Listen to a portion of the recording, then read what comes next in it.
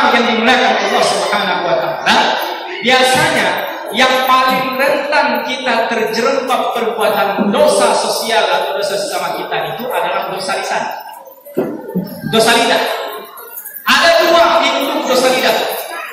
Pertama fitnah, yang kedua ghibah, gunjing kesalahan orang lain. Kita tahu fitnah itu dosa besar.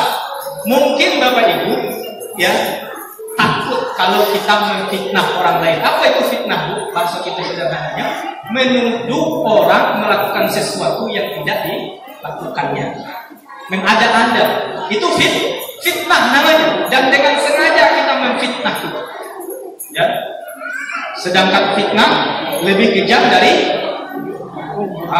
itu 6 lagu ya. Lagu. Tapi sebenarnya itu bunyi ayat di dalam Al-Quran. Wal fitnatu asyaddu minal qatli. Dosa fitnah itu lebih dahsyat daripada dosa membunuh. Wal fitnatu akbaru minal qatli. 2 kali diulang dalam surat Al-Baqarah. Dosa fitnah itu lebih besar daripada dosa orang membunuh. Kenapa Pak Ustaz dosa fitnah itu lebih besar daripada dosa membunuh? Bapak Ibu tahu tak dosa membunuh itu? Ya, orang yang menghilangkan nyawa satu orang, dosanya itu seakan-akan ia menghilangkan seluruh nyawa manusia. Itu bahasa Al-Quran. Seakan-akan menghilangkan seluruh nyawa manusia. Nah, fitnah itu di atas itu dosanya. Besar tak? Besar. Nah, Bapak Ibu, kalau fitnah secara langsung, rasanya kita-kita yang sudah berusaha mendekatkan diri kepada Allah takut kan? Nuduh orang melakukan sesuatu yang tidak dilakukannya sengaja. Kita tahu dia tidak melakukannya. Itu takut kita. Tetapi bukan berarti kita terbebas dari dosa fitnah. Ada kemungkinan kita juga terjerumus ke dalam dosa fitnah. Dosa fitnah secara tidak langsung. Hati-hati. Bapak Ibu, datang seseorang anak muda menghadap Rasulullah SAW. Ya Allah, tunjukkan kepadaku amalan yang mungkin membuat aku masuk surga. Lalu Rasul menjawab, jaga yang wajib-wajib. Kemudian beliau menjulurkan lidahnya, jaga ini. Dakhala al-jannah. Engkau akan masuk surga. Ya. Penyebab kita tidak masuk surga adalah karena lisan. Salah satu yang terbesar penyebab kita berdosa besar adalah dosa fitnah. Dosa fitnah secara langsung menuduh orang melakukan sesuatu yang tidak dilakukannya, pasti Bapak Ibu takut karena sudah tahu dosa-dosanya. Nah, yang berbahaya ini fitnah yang tanpa kita sadari. Biasanya fitnah tidak langsung ini terjadi karena ikut andilnya kita menyebarkan informasi atau berita. Kenapa? Karena menyebarkan berita, informasi itu hati-hati betul. Selip sedikit saja nanti pemahamannya akan berbeda. Kebiasaan kita kalau bercerita tidak nampak murah, tapi yang sering nambah. Contoh, mungkin kita bisa saja terjerumus ke dosa fitnah yang tidak langsung. Ada kejadian bapak-bapak Parubaya, ya. Kemudian bapak Parubaya ini warga di suatu tempat komplek rumah lain. Karena menjelang, taruhlah misalkan Idul Fitri kemarin, dia berjualan. Ya, berjualan di tepi pantai. Ibu-ibu, apa hukum jualan itu? Halal apa haram? Halal. Berarti kegiatan jualan bapak Parubaya itu tercela tidak? Tidak. Hanya saja bapak Parubaya tadi jualannya di atas trotoar. Ini cerita saja. Cerita ilustrasi. Saya ingin menggambarkan bahayanya fitnah tidak langsung yang mungkin saja menimpa kita. Jadi dia jualan di atas trotoar yang dilarang oleh pemerintahan kota. Ya, tepat pula dia jualan itu di depan hotel di Pantai Panjang. Hotelnya itu kita namakan saja Hotel Bulan. Ada nama Hotel Bulan di Pantai Panjang kan? Nah, jadi Bapak Parubaya jualan di depan Hotel Bulan Pantai Panjang hari Rabu. Lalu warganya temannya yang satu RT, si A, ketika hari Bapak jualan itu berada di dekat tempat Bapak jualan tadi. Bapak jualan ini sebenarnya tidak masalah, cuma dia berjualan di atas trotoar yang dilarang oleh pemerintah. Datang rahasia Satpol PP, ditangkaplah ya Bapak Parubaya ini oleh Satpol PP. Kemudian warga yang satu RT, Bapak si A tadi menyaksikan kejadian peristiwa itu. Bapak Parubaya warganya ditangkap oleh Satpol PP di depan Hotel Bulan Pantai Panjang. Siapa saksi mata? Bapak A. Bapak A pulang. Kemudian dia bercerita ke tetangganya Bapak B. Di saat Bapak A bercerita kepada B, dia sampaikan sesuai dengan fakta. Boy, kenal dengan Bapak Sianu yang warga kita di sebelah itu? Kenal. Apa? Dia menyampaikan informasi kemarin. Dia ditangkap Satpol PP di depan Hotel Bulan Pantai Panjang. Itu kan berita kan? Sesuai fakta enggak Bu? Disampaikan oleh A tadi. Sesuai fakta. Karena dia nyaksikan langsung. Hanya saja setelah dia bercerita tadi, dulu kan sampai ke rumah. Selesai kita nyampe. Bapak si B mendengar informasi dari si A bahwa Bapak Parubaya kemarin ditangkap Satpol PP di depan Hotel Bulan Pantai Panjang. Selesai. Yang menerima berita B. Bapak B ini kebetulan termasuk orang ember. Jadi ibu-ibu yang ember itu ya ibu-ibu saja, bapak-bapak juga ada yang ember. Iya. Jadi pas malam ya lagi duduk-duduk dengan istrinya, dia bercerita dengan istrinya. Woi Mak Sianu, atau ayah bebek, selalu panggilnya apa ya? Ya, kenal dengan Bapak Sianu yang ujung situ, dia kenal. Lalu dia menyampaikan berita yang didengarkan dari si A. Hanya saja ketika dia bercerita dengan istrinya, kalimat yang dia dengar dari si A tadi dikurangi satu kata. Kadang-kadang kan kita tidak hafal persis yang seperti kita dengar, karena oleh kalimatnya panjang, jadi berkuranglah satu kata. Ya, kalimat aslinya dari A itu kemarin dia ditangkap Satpol PP di depan Hotel Bulan Pantai Panjang. Nah di saat B bercerita ke bini, apa kecek B ini kemarin dia ditangkap Satpol PP di Hotel Bulan Pantai Panjang. Kurang satu kata apa? Depan. Seharusnya kan ada di depan. Mana yang berbeda kan? Di depan dengan di hotel. Jadi ketika bininya ini dengar kalimat begitu, kemarin dia ditangkap Satpol PP di Hotel Bulan Pantai Panjang, langsung negatif kan pikirannya. Siapa lawannya itu jadwal habis. Pikirannya itu kan, karena yang ditangkap Satpol PP di hotel itu biasanya mesum-mesum, jadi negatif. Cuma belum terucap, baru terpikirkan oleh istrinya ini. Ya. Padahal yang kurang tadi kita. Nah kemudian istrinya ini raja gosip pula. Besok ada arisan ibu RT. Berkumpullah oleh ibu satu RT. Ya biasa itu kalau sudah selesai arisan, sudah makan-makan, ya langsung pulang. Tidak nota dulu. Ada bahan untuk gosip. Ya, ada bahan untuk digosip. Nah, jadi begitu. Nah, ketika istri dari si P ini bercerita dengan jamaah arisan itu, ya, istrinya ini namanya ibu-ibu. Kalau bercerita itu nambah. Nah, kalau laki-laki tadi ngurang itu sudah sengaja kan ibu kalau bercerita biasanya kalimatnya itu nambah. Nah, ini tidak banyak yang ditambah, cuma satu kata.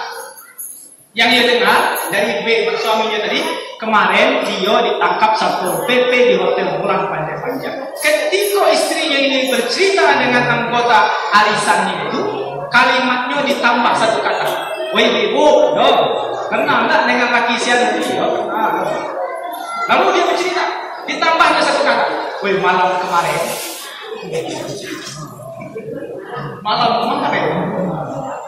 Malam kemarin Budio ditangkap Satpol PP di Hotel Pulang. Panjang. Woi, ini aku. Iya pulau baru 2 minggu itu bininya pulang kayak di selatan situ atau ke utara situ lah, dusun saya utara. Lihat. Jadi baru 2 minggu kemarin itu bininya pulang ke utara itu. Wajar nian kalau Tegalau pulau baru 2 minggu ditinggal bini lah. Lamain ke Pantai Panjang kau. Pasti kalau bunyi kalimatnya begitu ibu-ibu, ya malam kemarin dia ditangkap Satpol PP di Hotel Pulang Pantai Panjang. Tidak salah lagi pikiran kita, ya melakukan perbuatan asusila. Akhirnya menyebarlah berita di RT sekitar, warga sekitar, ibu-ibu anggota arisan sekitar bahwa laki siang itu selingkuh dan telah ditangkap Satpol PP di Hotel Pulang Pantai Panjang. Dari sudut ke sudut lah sampai musik itu. Bahasa orang ini apa? Viral berita itu. Gara-gara kurang kata satu nambah satu. Viral berita. Nah kemudian ya, giliran baliklah istrinya itu dari utara. Ada istri dari utara. Adalah ibu arisan tadi. Niatnya baik, ingin memberitahu kalau lakinya kemarin itu pernah ada kasus dan beritanya sudah menyebar di warga kita sekitar itu. Nah, ketika datanglah ibu-ibu ini niatnya baik, ingin memberitahu apa yang berita yang terang beredar di tengah masyarakat. Dia bercerita lah, istrinya itu di Braga, di teras depan, suaminya lagi santai karena dia setelah ditangkap, diminta data, kan kesalahannya udah terlalu berat, lepas kembali. Lagi santai-santai, lakinya itu di tempat nonton TV segala macam. Ada kan ibu-ibu memberitahu kalau suaminya ini malam kemarin ditangkap Satpol PP di Hotel Pulang Pantai Panjang. Kira-kira ibu-ibu baru balik di dusun, 2 minggu ninggal suami. Lalu ada berita laki ibu ditangkap Satpol PP di dalam hotel. Marah dah bu, marah itu. Ya, pasti emosi itu. Bak petir di siang bolong. Langsung nyo hampiri lakinya lagi tidur-tiduran itu. Nyo hentakkan kakinya hampir saja kena telinganya. Ya orang tidak salah, santai saja.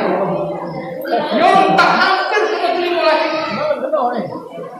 Tidak ada kau dasar kau di kanji, kilo kanji. Kau punya anak dulu. Masih juga main di hotel. Laki-laki kalau dituduh dengan sesuatu yang tidak dilakukan biasanya emosinya naik. Kadang-kadang laki-laki ini salah kedua emosinya nih tahu. Ya, tidak mau bilang sendiri apa tidak salah laki-laki. Kalau dia merasa tidak salah, tentu emosi itu lah. Tapi kedua yang berlakulah antara suami dan istri itu gara-gara ya istri menyangka suaminya ini telah melakukan perselingkuhan. Kalau tidak selesai juga kedua-duanya masuk ke dapur. Yang satu dapat parang, yang satu dapat pisau. Berjahatlah di dapur itu. Lalu satu orang meninggal dunia, yang satu kritis. Yang satu kritis. Penyebabnya dari apa bu? Fitnah. Fitnah nggak itu? Ya, berita yang beredar itu fitnah. Karena menuduh Bapak Parubaya tadi melakukan perselingkuhan di hotel sehingga ditangkap Satpol PP. Padahal faktanya dia hanya berjualan di atas trotoar. Tidak perlu besar-besar niat salahnya. Tetapi karena fitnah dia tertuduh melakukan perselisihan. Lihatlah, hilang nyawa tanpa sebab. Kalau orang berkelahi berarti sama-sama mau saling membunuh. Ini orang tidak bersalah apa-apa. Gara-gara fitnah itu tadi hilangnya nyawa. Nah, di situ bisa kita paham. Wal fitnatu akbaru minal qatli. Dosa fitnah itu lebih besar daripada membunuh. Hati-hati menggunakan lisan bisa semuanya. Kemudian yang terlibat tadi siapa yang berdosa itu? B. Terlibat dosa fitnah. karena dia telah menuduh si A yang tidak sesuai fakta. C terlibat dosa fitnah. Ibu-ibu juga terlibat dosa fitnah. Yang mengadukan terlibat dosa fitnah. Berarti yang A selamat Ustaz, kan dia menyampaikan sesuai dengan fakta. Tidak selamat. Dia terlibat dosa riba. Apa itu riba? Gosip. Kan sesuai dengan kenyataan Ustaz yang diceritakan. Yang riba itu menyebutkan aib orang lain sesuai dengan fakta. Kalau tidak sesuai dengan fakta, namanya fitnah. Jadi berdosa kamu. Paham Bapak Ibu bahayanya fitnah dan riba? Nah, mari kita hati-hati menggunakan lisan kita. Tapi berat Bapak Ibu. Ya, terutama yang gosip. Saya Bapak Ibu kebetulan ya orang pesantren. Kemudian sekarang di institusi agama pula. Saya sering mengamati, ternyata orang yang terjerumus ke empat orang lain itu tidak saja orang awam agama. Orang yang mengerti agama kadang-kadang sering dia terlupa membicarakan aib orang lain. Nah Bapak Ibu, biasanya kalau kita menceritakan aib orang lain, obrolan itu enak. Ya dah Bu. Kalau gosip orang lain lemah ngomong, nikmat ngobrol. Tapi cuma muji orang lain. Muji orang lain itu berat rasanya. Nah, kalau ketika kita membicarakan aib orang lain lemah, muji orang lain berat. Karena di saat kita membicarakan aib orang lain, ada yang memberi bumbu-bumbu di situ. Syaitan. Dikasih loh bumbu-bumbu. Oleh apa bumbu yang paling enak? Nah, itulah sebabnya kita gosip itu lemah nikmat. Hati-hati. Ya, Bapak Ibu tahu tak dosa riba itu sebesar apa? Gosip orang itu diumpamakan seperti memakan daging manusia. Dan bahkan daging manusia yang dimakan itu maitan dalam keadaan bangkai. Hukum memakan daging manusia haram. Berarti membicarakan aib orang lain di belakang itu haram. Memakan bangkai menjijikan. Maknanya di mata Allah, ngumpat orang lain tidak hanya haram, tetapi perbuatan yang menjijikan. Bahkan dosa ini pernah terjadi pada diri Aisyah radhiyallahu anha. Suatu ketika Aisyah itu ngumpat istri Rasulullah yang lain, Sofiyah namanya. Kemudian Sofiyah ini dari segi fisik memang agak pendek, agak hitam, sesuai fakta. Lalu jadi belakang Aisyah ngomong ke Nabi, "Asbuka bi Sofiyah kata wa kata." Sofiyah itu sudahlah pendek hitam. Yang diucapkan oleh Aisyah itu sesuai fakta, kan? Tapi dari belakang itu namanya riba. Hasbuk, cukup. Marah Rasulullah. Kalau sekiranya kalimat yang engkau ucapkan untuk Sofiyah itu dicelupkan ke langit, niscaya dia akan dapat merubah warna lautan. Dicelup ke laut. Saking besarnya dosa riba membicarakan aib orang lain. Nah Bapak Ibu yang dimuliakan Allah Subhanahu wa taala, rasanya sulit kita lepas dari dosa ini. Lalu caranya Pak Ustaz? Kita bertetangga, berkeluarga, ya, kemudian satu warga, satu pengajian dan segala macam. Rasanya tidak mungkin kita bisa terlepas dari ini. Caranya cara? Caranya sering-sering saling memaaf-memaafkan. Itulah solusinya. Kalau sudah saling memaafkan, maka gugurlah dosa-dosa yang besar itu tadi. Itulah pentingnya halal saling memaafkan. Dan bahkan ibu-ibu saking mudahnya untuk menyelesaikan dosa yang terjadi antar sesama kita. Indahnya syariat agama, dengan bersalaman saja itu bisa mengukurkan dosa yang terjadi antar sesama kita.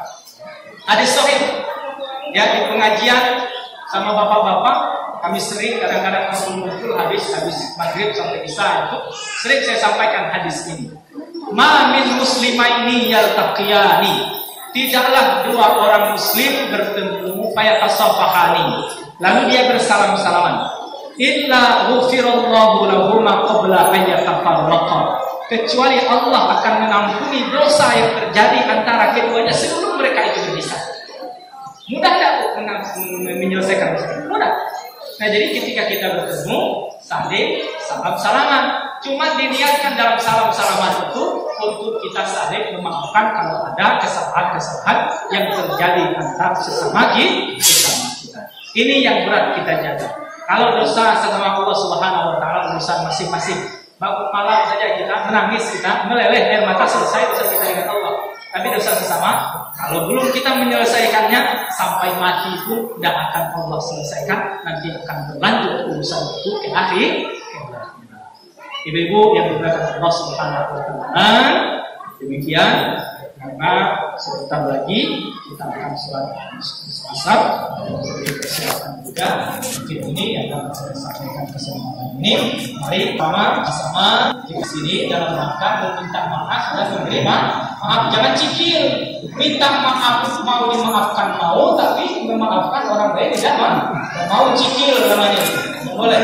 Jadi kalau kita mau dimaafkan, maka kita juga harus memaafkan orang lain. Kemudian yang kedua, pelajaran bagi kita ya, untuk berupaya menjaga jangan sampai terjadi dosa sosial yang terjadi antara sesama kita, terutama dosa yang diakibatkan oleh bisa kita. Mudah-mudahan bermanfaat.